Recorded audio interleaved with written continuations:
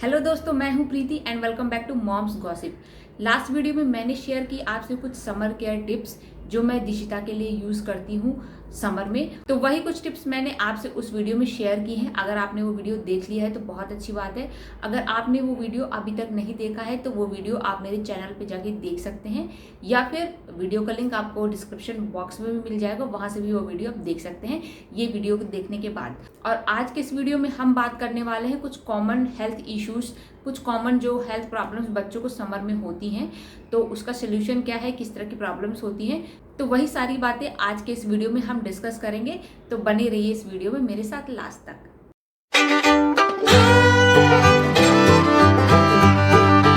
आज यहाँ पे हम बात कर रहे हैं कुछ कॉमन हेल्थ इश्यूज के बारे में, कुछ कॉमन बीमारियों के बारे में जो ज़्यादातर बच्चों को गर्मियों के मौसम में होती हैं। तो सबसे पहली प्रॉब्लम जो होती है बच्चों को गर्मियों में वो होती है सन बर्न।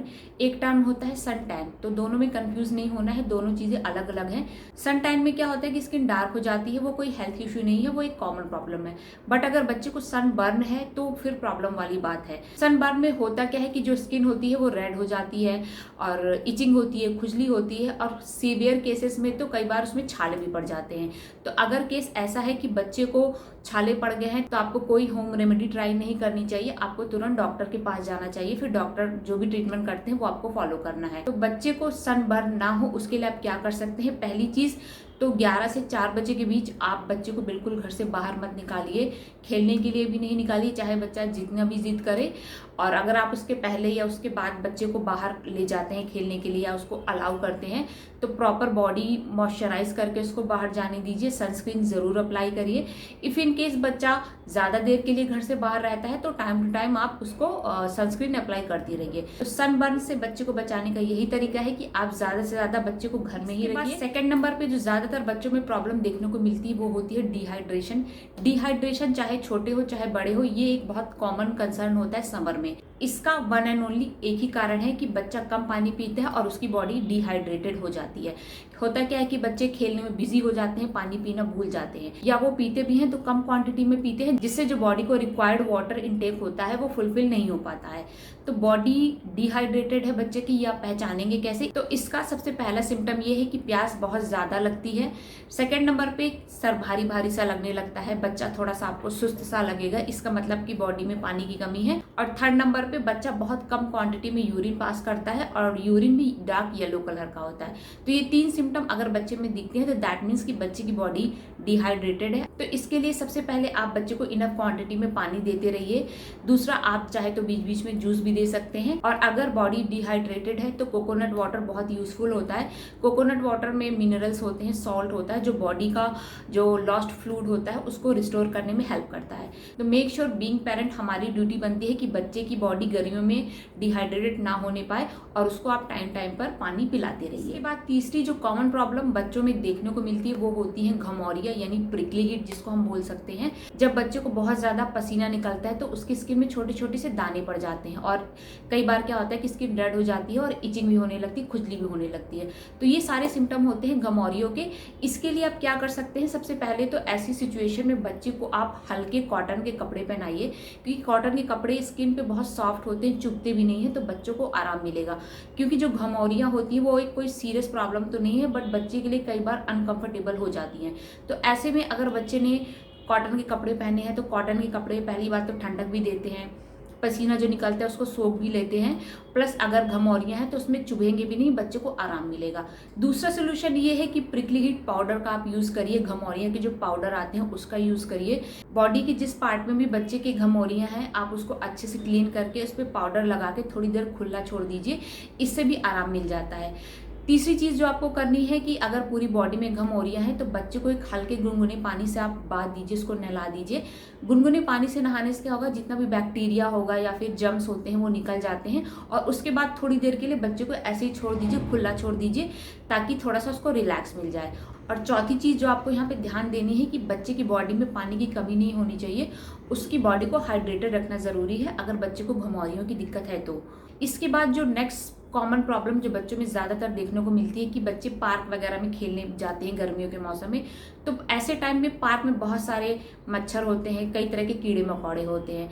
तो इंसेक्ट बाइट भी एक कॉमन प्रॉब्लम है जो ज़्यादातर गर्मियों के मौसम में बच्चों में देखने को मिलती है। तो इंसेक्ट्स बाइट से बचने के लिए, कीड़े मकोड़े बच्चे को ना काटे, उसके लिए सबसे पहली चीज़ जो आपको करनी है, बच्चा अगर बाहर खेलने जाता है, पार्क में खेलने जाता है, तो जहाँ पे बहुत ज़्यादा पेड़ पौधे हों उस जगह से बच्चे को दूर खेलने के लिए बोलिए।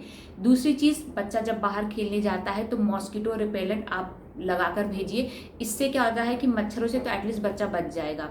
तीसरी चीज़ जो आपको करनी है कि बच्चा जब बाहर से खेल के वापस आता है तो मेक श्योर आप उसके हाथ पैर अच्छे से साबुन से वॉश करा दें। इफ़ इन केस लगता है कि बच्चे को किसी कीड़े ने काट लिया है और आपको पता नहीं है वो किस तरह का कीड़ा है, तो इस केस में आप तुरंत अपने डॉक्टर के पास जाइए। आप होम रेमेडी का वेट मत करिए, क्योंकि कई सिचुएशन में केसेस वर्स्ट हो जाते हैं, तो ये चीज़ क्रिएट ना हो उसके लिए आप सबसे पहले अपने डॉक्टर से ही कंसल्ट करें। जो नेक्स्ट हेल्थ प्रॉब्लम बच्चे फेस करते हैं वो होती है लू। बच्चों को कई बार लू लग जाती है, या फिर आप कह सकते हैं उनको हीट स्ट्रोक की प्रॉब्लम हो जाती है। ये बहुत ज़्यादा कॉमन तो नहीं है, क्योंकि ये तभी होती है जब बच्चा बहुत देर तक कड़ी धूप में रहता है, उसको लू लग जाती है, गर्म हवा लग जाती है, जिसकी वजह से उसको प्रॉब्लम ये क्रिएट होती है। बच्चों को लू लगने की कंडीशन में बहुत ज़्यादा फीवर आता है, बेचैनी होती है, या फिर उसकी हार्ट रेट काफ़ी ज़्यादा हो जाता है। तो ये सब सिम्टम्स होते हैं लू लगने के।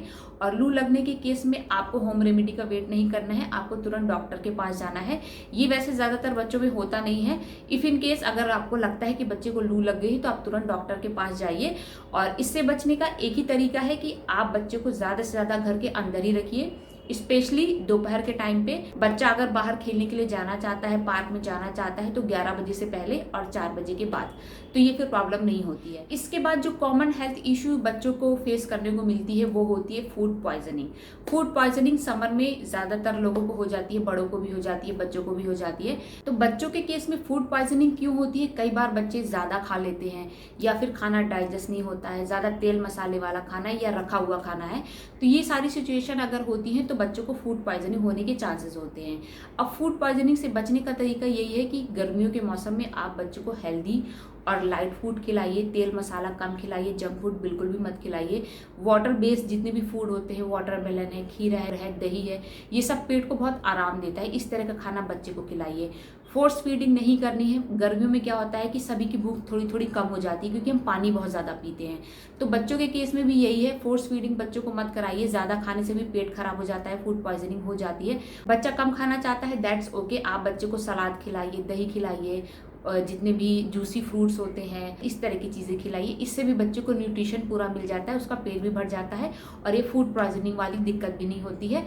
और घर में साफ सफाई रखिए, स्पेशली किचन में जहाँ खाना बनता है वो जगह ज़रूर साफ होनी चाहिए। और इसके बाद लास्ट में जो ज़्यादातर बच्चों में देखने को मिलता है वो होता है फंगल इन्फेक्शन। एक तो गर्मी बहुत होती है, स्वेटिंग भी होती है, प्लस ह्यूमिडिटी बहुत ज़्यादा होती है, जिसकी वजह से फंगल इन्फेक्शन कई बार हो जाता है। फंगल इन्फेक्शन ऐसे एरियाज़ में ज़्यादा होता है जहाँ पे हवा कम पहुँचती है, जैसे अंडर आर्म्स के एरियाज़ हो गए, ये फिंगर के बीच का जो एरिया होता है, या टो के बीच के जो एरियाज़ होते हैं, वहाँ पे हवा कम पहुँचती है, जिसकी वजह से इन्फेक्शन हो जाता है।